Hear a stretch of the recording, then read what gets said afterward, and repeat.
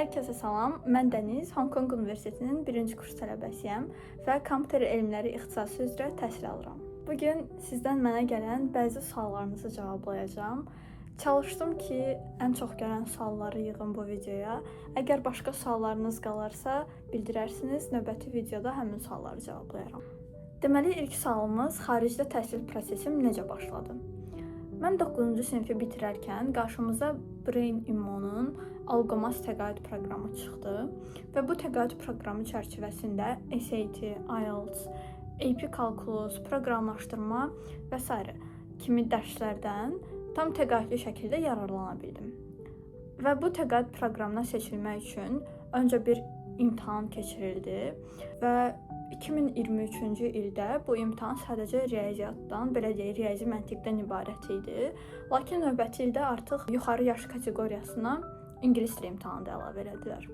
Və nəhayət mən bu təqaüd proqramına qalib seçildikdən sonra SAT, IELTS, AP Calculus kimi dərslərdən tam təqaüdlü şəkildə yararlandım.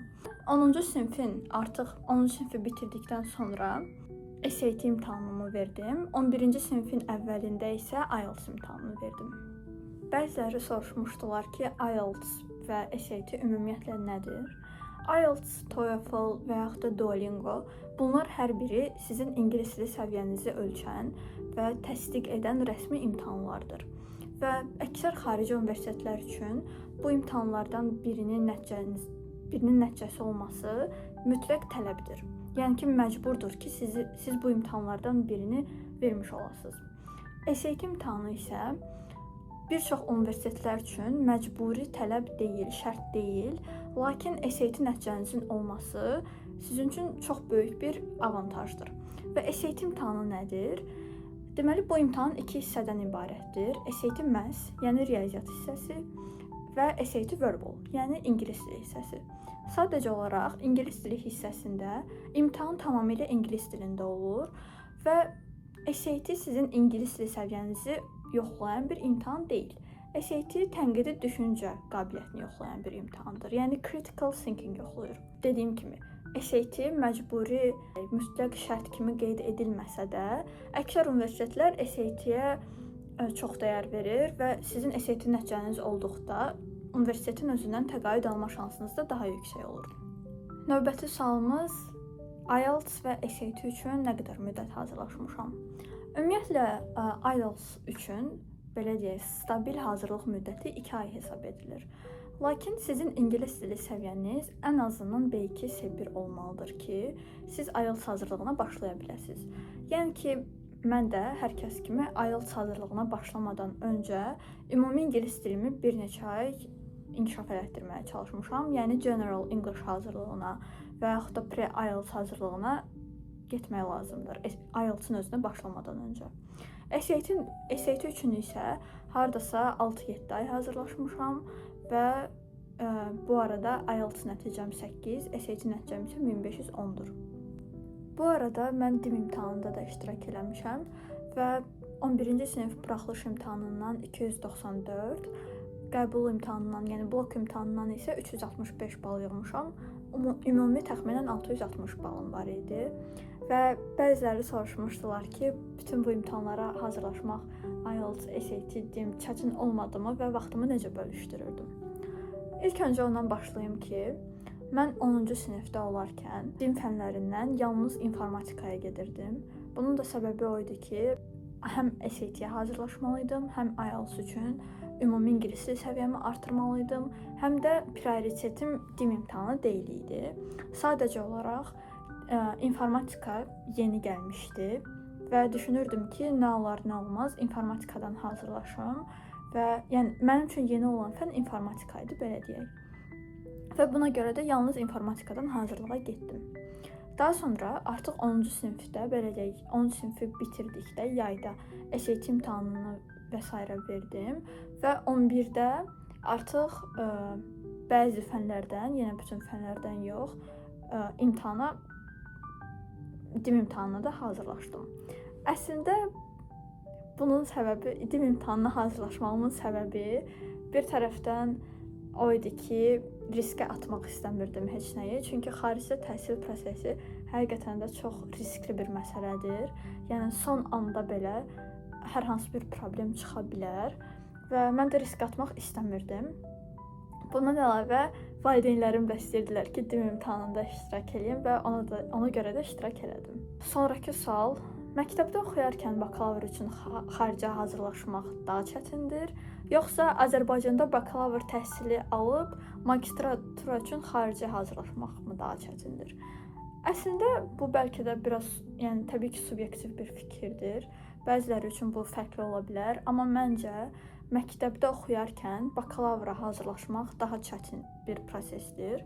Çünki öncəliklə bunu qeyd edeyim ki, birbaşa 11-ci sinifi bitirib bakalavr təhsili almaq istəyən tələbələr üçün bir çox çətinliklər və problemlər yaranır.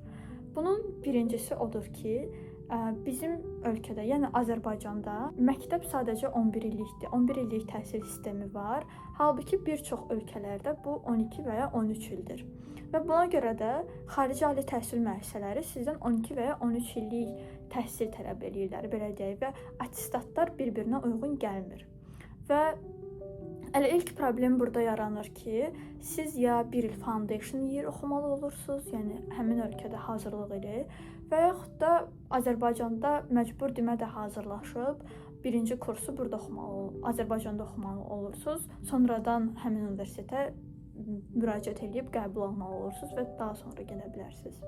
Təbii ki, bəzi universitetlər var ki, məsələn Hong Kong Universiteti, mənim hal-hazırda oxuduğum universitet, birbaşa 11-ci sinifdən qəbul eləyir. Lakin yenə də dediyim kimi biraz qəbul şansınızı bu daha aşağı salır bəzi universitetlərdə və bəzi universitetlərdə ümumiyyətlə qəbul eləmir birbaşa 11-ci sinifdən. Digər bir məsələ isə odur ki, artıq 10-cu, 11-ci sinifdə olarkən biraz qərar vermək də çətin olur. Çünki insan bilmir DİM-ə mi hazırlaşsın, yoxsa SAT, IELTS-a mı hazırlaşsın. Yəni həqiqətən də bəzi uşaqlar üçün çətinliklər törədə bilir. Məndə 9-cu sinifdə Azərbaycan dili, riyaziyyat bazam artıq yaxşı idi deyə 10-cu sinifdə belə deyim, bir də Azərbaycan dili hazırlığına getməyə ehtiyacım olmadı.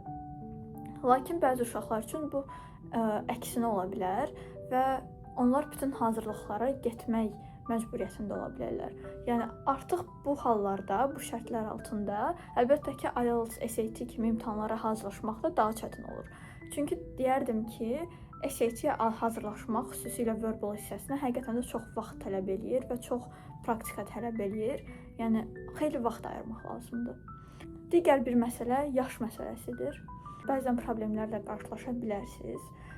Bizdə yenə 11 illik təhsil sistemi olduğuna görə bəzi uşaqlar, məsələn mənim kimi, artıq 17 yaşımızda məzun oluruq və universitetə başlayanda da 17 yaşımız olur. Və buna görə də bəzi etibarnamə məsələləri, viza məsələləri, yəni ümumiyyətlə ölkədən çıxmaq, fərqli bir ölkəyə getmək və s. biraz problemlər törədə bilər. Digər ən çox gələn suallardan biri odur ki, top universitetlərə qəbul olmaq üçün olimpiada qalibi olmaq mütləqdirmi? Deyil.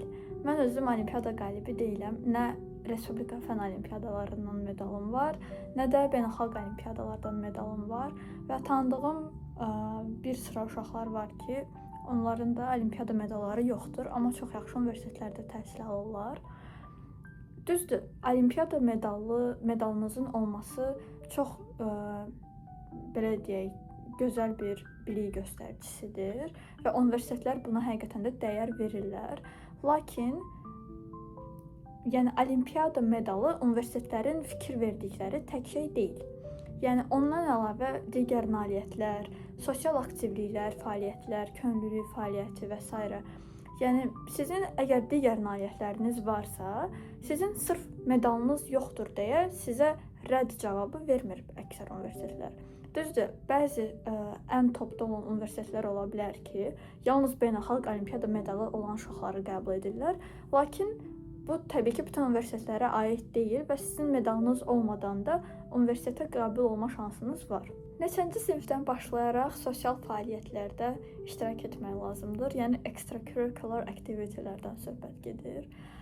Bu yenə sizdən asılı olan bir şeydir və məncə nə qədər tez başlasaz o qədər yaxşıdır.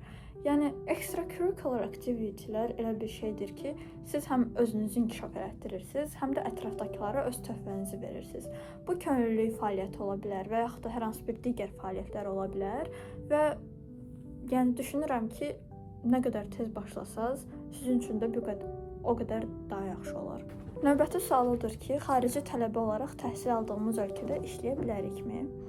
Təəssüf ki, bu qayda hər bir ölkə üçün dəyişir və hər birinin müxtəlif qaydaları ola bilər. Hal-hazırda bizim təhsil aldığımız ölkədə, yəni Honkonqda, biz sadəcə olaraq immiqrasiya departamentindən və universitetdən icazə almalıyıq. Növbəti sual odur ki, istədiyimiz ixtisas üzrə müraciət etdikdə həmin sahə üzrə öncədən təcrübəmizin olması mütləqdirmi? Mütləq deyil məncə. Əslində bu ixtisasdan ixtisasa dəyişən bir şeydir və sizin müəyyən təcrübənizin olması müsbət bir şey ola bilər, amma normalda belə bir tələb olmur. Növbəti sual odur ki, Honkonq Universitetinə tez müraciət etmək önəmlidirmi? Bəli, önəmlidir. Həm təqaüd baxımından, həm də qəbul olmaq baxımından deyərdim. Xüsusilə təqaüd baxımından önəmlidir, çünki nə qədər tez müraciət eləsəz, təqaüd fondu həmin vaxt o qədər çox olur və artıq siz gec müraciət etdikdə həmin bu fond artıq getdikcə azalmış olur və təqaüd alma şansınız da azalır.